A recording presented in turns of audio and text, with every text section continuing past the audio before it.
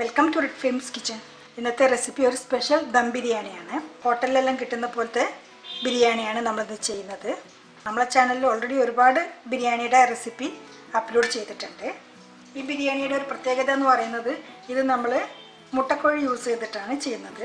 സാധാരണഗതിയിൽ മുട്ടക്കോഴി വെന്ത് കിട്ടാൻ നല്ല പ്രയാസമാണ്. ചിക്കൻ ആദ്യം വേവിച്ചിട്ടില്ല, ദമ്മിൽ മാത്രം കിടന്ന് വെന്തിട്ടുള്ള ചിക്കനാണിത്.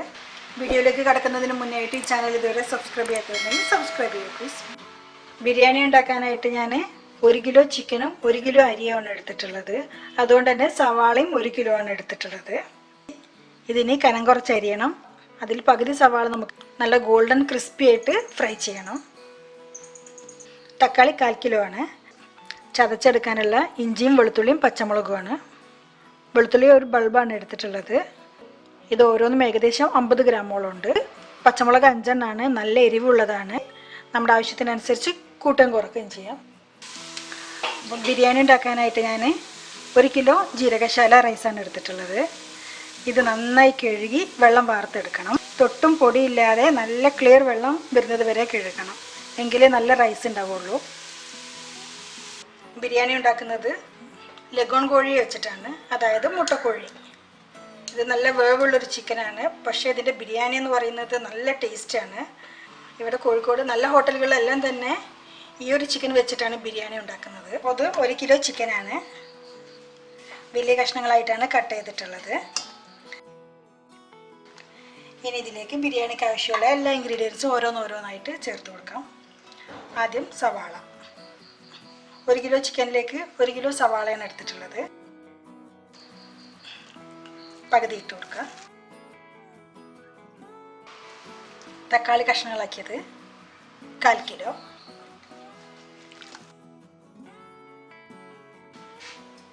നമ്മൾ നേരത്തെ ചതച്ച് വെച്ചിട്ടുള്ള ഇഞ്ചിയും പച്ചമുളകും വെളുത്തുള്ളിയും കൂടെ ചേർത്ത് കൊടുക്കാം.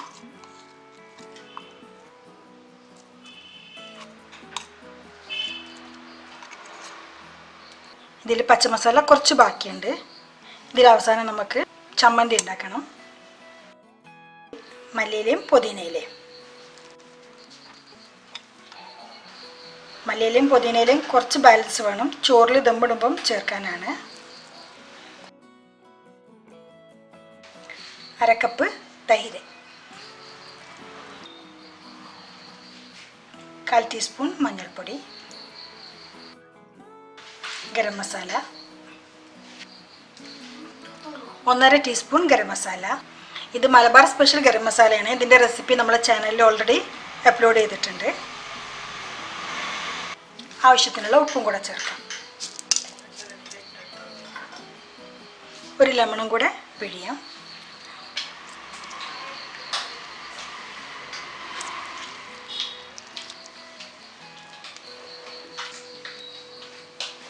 ഇനി ഇതെല്ലാം കൂടെ നന്നായിട്ടൊന്ന് മിക്സ് ചെയ്തെടുക്കണം.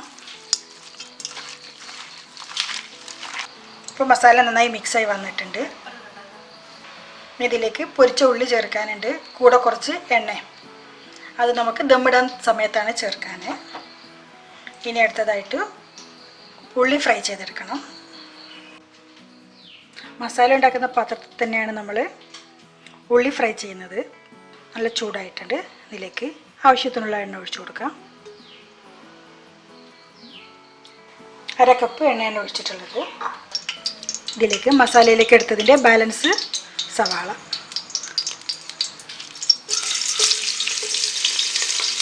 സവാള ഇതുപോലെ അടർത്തി വേണം ഇടാനായിട്ട്.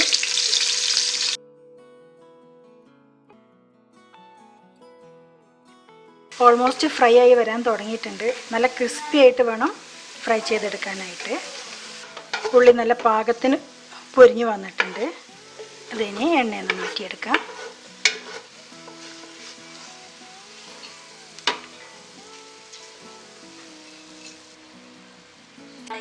ഇനി ഇതിൽ കുറച്ച് കാഷ്യൂനട്ട് ഫ്രൈ ചെയ്യാം.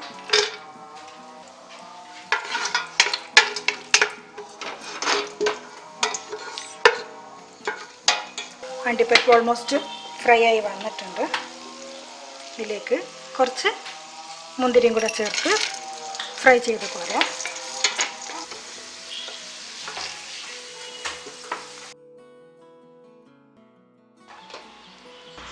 ചോറ് വയ്ക്കാനുള്ള പാത്രമാണ്. നമ്മൾ ചോറ് വെള്ളം വറ്റിച്ചെടുക്കുകയാണ് ചെയ്യുന്നത്. 4.5 കപ്പ് അരിയാണുള്ളത്. അതിലേക്കുള്ള വെള്ളമാണ് ഒഴിച്ചു കൊടുക്കുന്നത്. 4.5 കപ്പ് അരിയിലേക്ക് 8 കപ്പ് വെള്ളമാണ് ഒഴിക്കുന്നത്. ആവശ്യത്തിനുള്ള ഉപ്പും കൂടെ ചേർക്കാം. ഒരു ചെറുനാരങ്ങ,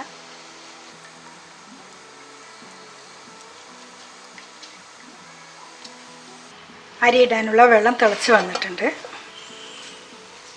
കഴുകി വെള്ളം വാർത്ത് വെച്ചിട്ടുള്ള അരി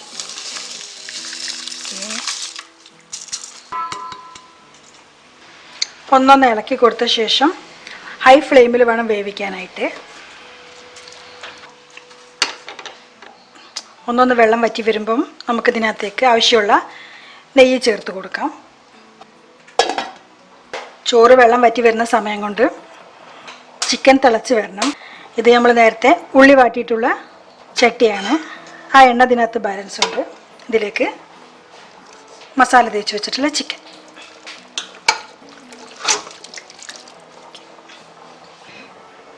പൊരിച്ച് വെച്ചിട്ടുള്ള ഉള്ളി ഒരു പകുതി ചേർക്കാം. പകുതി നമുക്ക് ചോറിൽ ചേർക്കാൻ വേണം.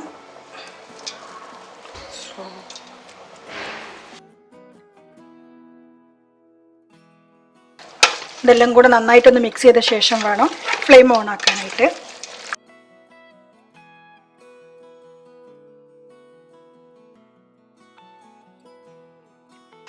ചോറ് വെള്ളം വറ്റി വരാൻ തുടങ്ങിയിട്ടുണ്ട്. ഈ സമയത്ത് വേണം ഇതിലേക്ക് നെയ്യ് ചേർക്കാനായിട്ട്.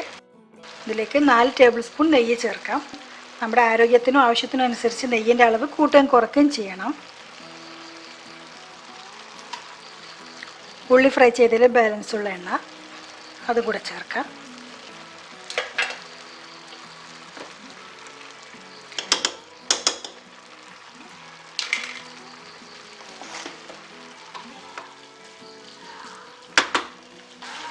അപ്പോൾ ചോറിൽ വെള്ളം വറ്റിയിട്ടുണ്ട്. ഇനി ഇത് തിളച്ചുകൊണ്ടിരിക്കുന്ന മസാലയുടെ മുകളിലേക്ക് ലെയർ ചെയ്ത് കൊടുക്കണം. കുറച്ച് ഗരം മസാലയും കൂടെ ചേർക്കാം. ചോറ് ഇതിന് മേലെയായിട്ട് ഗരം മസാല, ഉള്ളി ഫ്രൈ ചെയ്തത്, മല്ലിയിലയും പുതിനയിലയും, ബാലൻസ് ഉള്ള ചോറ്. ഇതുവരെ ഫ്ലെയിം ഹൈയിലായിരുന്നു, ഇപ്പോൾ ലോയിലേക്ക് മാറ്റിയിട്ടുണ്ട്. ഇനി കുറച്ച് മൈദ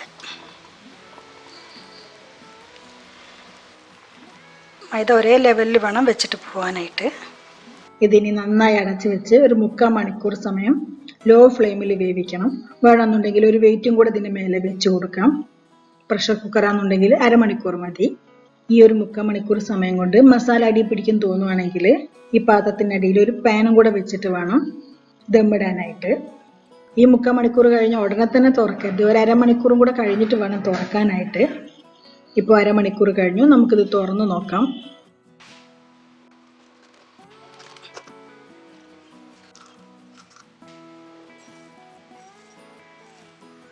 ചോറ് നല്ല പാകത്തിന് പെർഫെക്റ്റ് ആയിട്ട് വെന്ത് വന്നിട്ടുണ്ട്.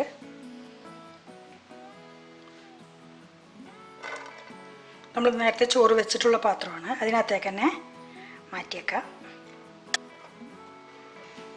ജാറിൽ ബാലൻസ് ഉള്ള പച്ചമസാലയാണ്. ഇതിലാണ് നമ്മൾ ചമ്മന്തി ഉണ്ടാക്കാറ്. പിന്നെ ഇതിലേക്ക് കുറച്ച് മല്ലിയിലയും പുതിനയിലയും, ആവശ്യത്തിനുള്ള പച്ചമുളക്, ഒരു ലെമൺ. ഇതിന് പകരം വേണമെങ്കിൽ നമുക്ക് തൈര് യൂസ് ചെയ്യാം. ആവശ്യത്തിനുള്ള ഉപ്പ്. ഇതിലേക്ക് ഇനി അരമുറി തേങ്ങയാണ് എടുക്കുന്നത്.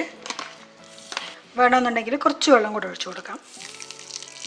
ഇതിനി നന്നായി ഗ്രൈൻഡ് ചെയ്തെടുത്താൽ ബിരിയാണിയിലേക്കുള്ള ചമ്മന്തി റെഡിയാകും. ചമ്മന്തി റെഡി ആയിട്ടുണ്ട്.